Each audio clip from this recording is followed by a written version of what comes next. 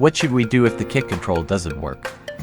First, let's take a look. Currently, the kick control light is off. When we kick the kick control, there is no lid and seat open or close, no flushing.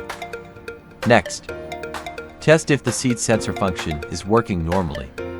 If the seat sensor works normally and gives an audible prompt, or other functions are responding properly, then the problem might be with the kick control. Unplug the power. Lift the toilet seat lid assembly.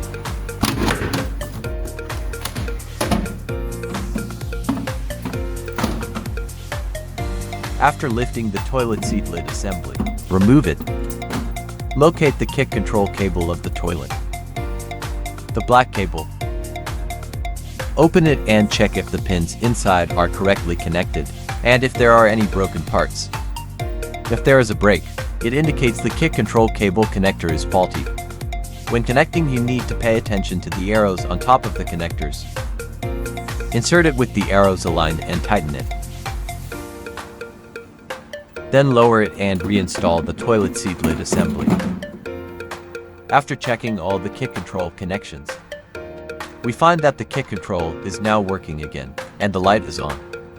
Let's test if the kick control function is normal.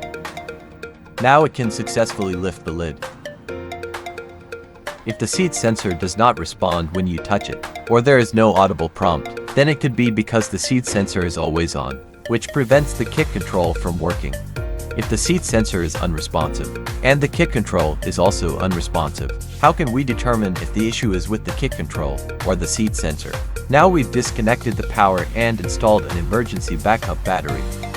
After the toilet is powered off, the seat sensor will be disabled, leaving only the kick control to work. If the kick control works properly, then the toilet should flush normally in the power-off state. If the kick control successfully flushes the toilet when the power is off, it means the kick control is working fine, and the problem is with the seat sensor causing the foot sensor to not function.